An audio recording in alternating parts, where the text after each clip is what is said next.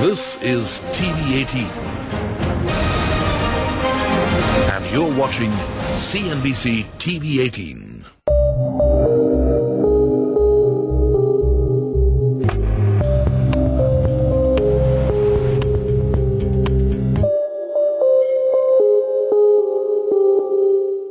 Hello and welcome to the Forbes India Show. I'm Shireen Bhan and we're in conversation with CP Gurnani, the man who led his team to turn around the erstwhile Satyam Computers and now Mahindra Satyam. CP Gurnani, appreciate you joining us here on the Forbes India Show. Let me start by picking up on something that your colleague Vineet Nair said. He said the past is gone, the ship is now back on course and gathering momentum. The 3-year transformational plan that you would put in place to turn things around at Satyam Computers and now Mahindra Satyam. Are you satisfied on the 3 fronts that you had opened up as part of that transformational journey? Shireen, you know, when you look back, it all comes together, yes. And it has been quite a journey, I must admit, because eventually, you know, working with various parts of the, not only our internal organization, but with the external world. I mean, I know it has been quite a challenge. What was the most challenging? Because you had 3 fronts that you had, set out as part of that transformational plan that you would put in place. The client challenge, the people challenge, and the governance challenge. What was the hardest part of getting through? The bigger challenge, obviously, was the regulators. Not only the regulators in India, but regulators overseas. And you know that you know, there are a lot of times, you know, suddenly you started feeling that you are the ambulance drivers, you picked up something, you know, which was a wounded passenger or a wounded patient, and now you're being penalized of why did you pick up a wounded patient and all the questions that you are going through. Because they're all related to the past.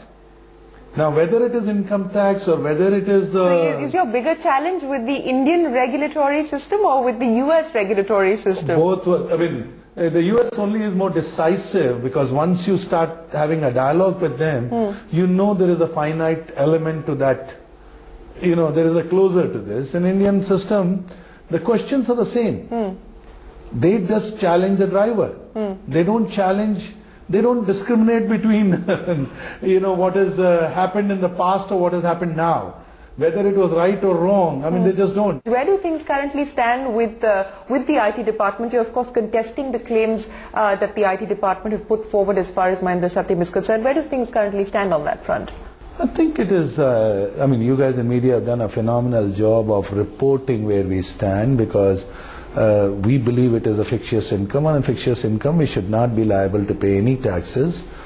Department disagrees because as far as they are concerned, I mean within their own purview, whatever once income is declared, it is an income, and so it is sub judice, and as you know that these kind of cases will take their own due course of time. So I mean we are also clearly waiting. But you know, specifically with regards to your troubles with the regulators in the US, because they've been asking for a restatement of accounts all the way back to 2002, which you haven't been able to provide so far. Where do things stand on that particular front? I think again we came to a resolution. We came to a resolution that we will delist. So we have given a definitive date on which we are delisting. Yeah. We have informed all the investors, and they know what the investors need to do. We are very clear with the government that this is where we stand, and as far as I'm concerned, I mean effective 1st of April 2012, we will be delisted from the US. You've been able to make that journey in 2.5 years, going from being Satyam at the core to being Mahindra Satyam at the core? I do believe so. As a matter of fact, you know, I mean, what is the difference? The first part is that the kernel of whole of Satyam, which was its competency, it was technology. So Raju built a good company. Raju built a great company. I mean, I strongly believe that, you know, Raju was a visionary. Raju clearly put his bets on the right technology. And that he built a great organization. I mean, it's really he just a became part too of greedy. it. I mean, frankly, I wish he had financial discipline. I wish he had focused a lot more on the operating matrix. I mean, and he wouldn't have had to be in a situation what he is in. But then, we wouldn't have been having this conversation. And I mean, ultimately, yeah, in this particular case, what we are proud of is that the media had written us off as Enron of India. When we come back and we say we are the comeback kids, we are really proud of what we have been able to achieve. Okay, you were talking about the larger challenges that face not just Mahindra Satyam, but the world at this point in time, and specifically the IT business. What is 2012 looking like? Because if we talk to individual IT companies, there is cautious optimism that it's not going to be as bad as one expects it to be, that the deal pipeline is still looking somewhat robust, that there is uncertainty, but it's not as bad as what it's being made out to be. Would you share that perception? On a macro environment, there's nothing which is positive. Let's be very clear. Now, in terms of where we are in IT industry, I strongly believe we are a lag industry. Okay. So, if retail in Europe is bad today, the impact on us will actually come in 6 months. Because more often than not, we are already into some contract or the other. Sure. So as a lag industry, if anybody is trying to predict, he's actually telling you what will happen 2 quarters later. Now, while I see all the opportunities, and the opportunities that I see are clearly that we bring in 2 parts. Number one, being a part of a larger Mahindra group, I am giving a market opportunity. Ultimately, every CEO in the world wants to grow his business. And being part of a larger family and what we call an M-Cube initiative, we provide an opportunity for that company to do business not only with us, but with a larger Mahindra family. The second part is that we have a track record of delivering operating metrics around variety of projects, because having come in Tech Mahindra as a telecom player from a communication to Mahindra, where Mahindra Satyam, which is consulting to BPO, IT, Enterprise Business Solutions. So ultimately we are clearly the people who can influence operating matrix of every client that we work with on a quarterly, monthly. What does that then mean to your hiring plans? What does it then mean to salary hikes that you are planning as far as your company is concerned? Because the mood across the Indian IT industry, especially with regards to salary hikes as well as hiring, seems to be a bit muted at this point. There would be a wage correction. I mean, let's be very clear. Number one, meritorious people will always get higher wage hikes. And in our business, which is very people-intensive business, I mean, I need to recognize people who make a huge difference. So there will be a wage increase. Question is how much. I think we will do our surveys and we will align ourselves to the market. Okay, I want to now talk to you about something that the market has been watching for a long time now, and we've got an indication from you pretty much regularly saying that things have been deferred yet again. What is the situation as far as the merger is concerned? What is the latest update? I mean, I can only tell you that it is definitely management is keen to bring it forward, and there have been separate subcommittees by the board, both the boards, to look at the various nuances, and as soon as we get a green light from our boards, we will start the process. Because the last conversation that we had, you had spoken about how perhaps between January and March there would be a serious forward move on this front. Are we still talking about January to March, or has there been a further pushback? I can only tell you this time we are talking January to March 2012. So, yeah, sure, there will be some movement, and I do believe that. What's the hold-up though? There's really no hold-up. I mean, ultimately, it is management has to make a recommendation. The board has to consider that recommendation.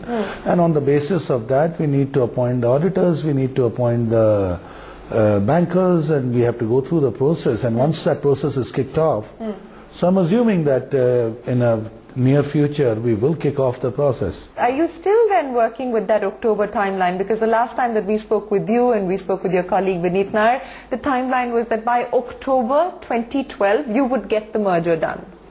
All I can tell you is that there are a few assumptions that you made. Yeah. That will the management put forward a proposal in front of the board from January to March? Yes, our board meetings are sometime in early February.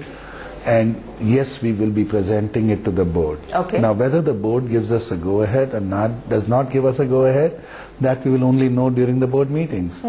So why don't you just bear with me for the next 45 days? I'll bear with you till February, which you've committed that you are going to be taking up the proposal to the board in February. That's exactly right. All right. With the fact that the legal battle over claims with the IT department and whether that, and you said that that was a sword hanging over your head, do you want to put all of that away before you actually sort of move forward or accelerate the process of the merger? I think, Shireen, when you look at it from a very objective point of view, number one, I mean, leave aside what my claim is and leave aside what income tax claim is. The reality is that whatever that claim is, the company has enough resources and the company has provided a bank guarantee. So in case if that liability ever turns into a reality, it has been factored into the company's plan. So I don't see that as holding us back in doing whatever we are doing. So trust me, when it comes to our customers, when it comes to our employees, they all understand. The worst case is that I will probably have to encash that bank guarantee. The best case is that I will not have to. What will be the big sales pitch to the board for this merger to actually go through? And I bring back a conversation that we had with Fanish Murthy, and one of his drivers for the acquisition of Patni and the eventual merger of iGate and Patni is the fact that the big deals can only go if you have a certain size and a certain scale. Will that be the big driver for you as well? I think in my point of view is very different. I mean, the usual argument, size, scale, and you can have better efficiency, better productivity. To me, it is my argument is very different. That the world around us has changed. That you have probably 5 billion phones in the market. Out of them, maybe 2 billion are smartphones. That the industry acknowledges that whether it is a smart grid or whether it is the connected devices, we are talking about 35 billion connected devices. I believe Tech Mahindra has that core strength, and Mahindra Satyam has a core enterprise applications. So to me the marriage is made in heaven kind of a thing, because Tech Mahindra provides the mobility, we provide the enterprise, and the world is asking for enterprise mobility. And this differentiator is the one reason why the two companies should work under one roof and create better value for its employees, its customers and the shareholders. So the large deals not coming your way largely has to do with the brand overhang or the credibility overhang post what happened? I think, Shireen, it's a large deal by itself is a cycle, right? That we missed the cycle for 2 years.